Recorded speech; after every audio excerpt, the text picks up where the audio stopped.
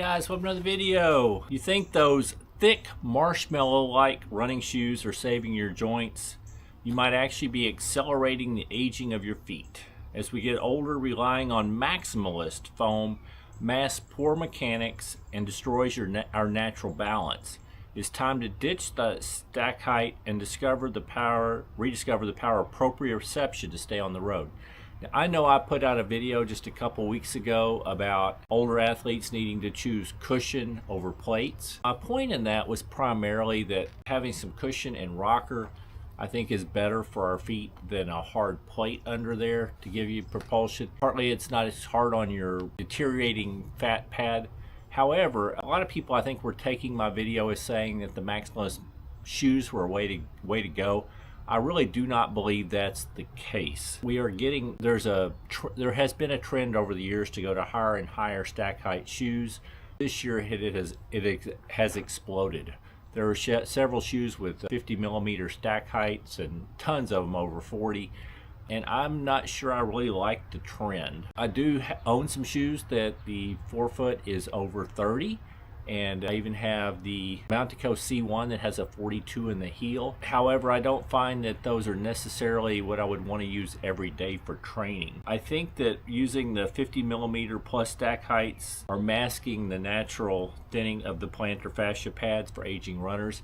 It feels good at the time, but I don't want us to lose the ability to have proprioception and be able to feel things and keep our balance. There were some longitudinal studies from the Zurich Biomechanics Institute in the first quarter 2026 that said high rebound synthetics create a false sense of security while increasing peak tibial shock. So you're actually increasing the shock on your bones on your tibia by having the high stack height shoes in a lot of ways. The industry right now is telling you that maximum protection, the high stack shoes, prevents injury, but recent data says that it encourages a heel strike, hard heel striking, which numbs the body's natural reflexes. So what I'm suggesting is that we transition from the illusion of protection to the reality of proprioceptive loss caused by the latest generation of super thick foam barriers. So using a high foam all the time, I think, dulls your proprioception and your ability to react to uneven terrain. There was a May 2026 Harvard Proprioception Lab findings that demonstrate that stack heights over 35 to 40 over 35 millimeters lead to a 40% delay in neurofeedback loops in runners over age 50. So you're losing some of your neurofeedback. You're probably going to lose a little bit of your proprioception, and eventually it's going to affect your balance most likely. A mushy platform where the lack of ground feel causes the brain to overshoot muscular stabilization, leading to joint shearing that causes and plagues veteran runners. I think as they go to higher stack height, part of the things that's allowed us to do that is the foams have improved, and I think it's enabled us to keep the weights down even as we go up in levels. And I do think with the foams we have now, it does transmit the feeling under your foot a little bit better. So I actually think you're probably getting some ground feel up to probably a stack height under the foot of maybe 30 millimeters is my guess.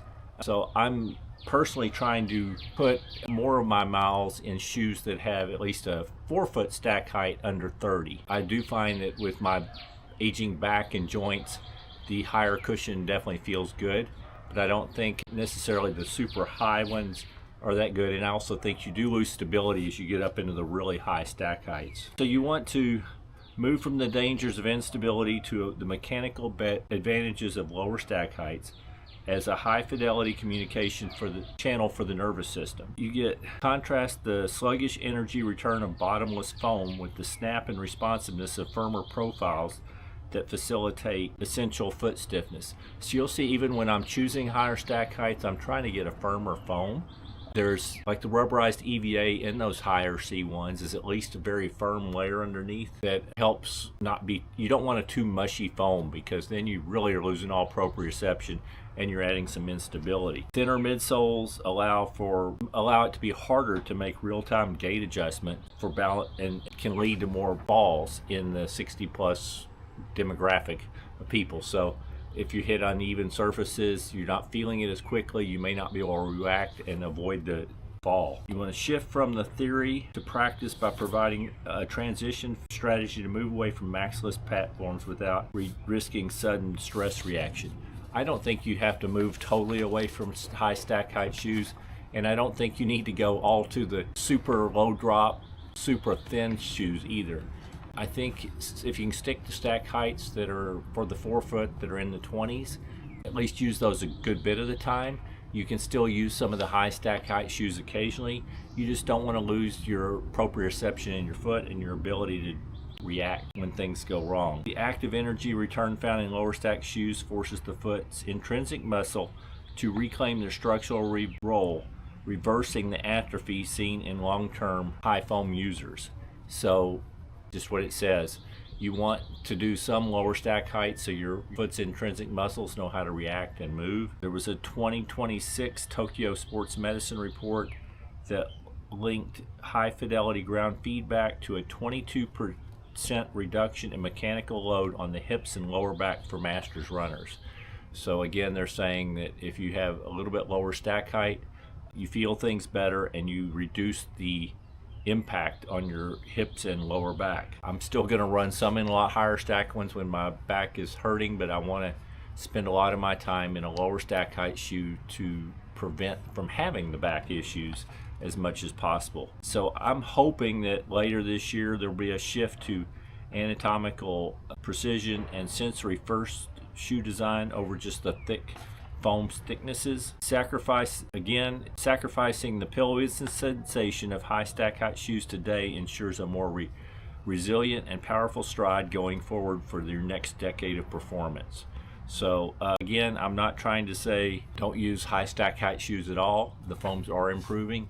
They feel really good, but I think you should mix it with some lower stack height shoes as well. I have actually, just like everyone, my shoes have gone up, but I just ordered me another pair of the Topo Magnaflies, for instance. They're a zero drop shoe, but only a 26 millimeter stack height. These worked great for me in training. I'm planning to incorporate them now to get a lot more training at a lower stack height, and I'm hoping it'll help me going forward. I definitely want to keep my proprioception and my health to be able to allow me to keep running for another decade or more. Anyway, if you enjoyed the video, please consider hitting the thumbs up, the like button. If you're interested in more of my content, please consider subscribing to my channel. And other than that, I hope you are having a great day and keep moving.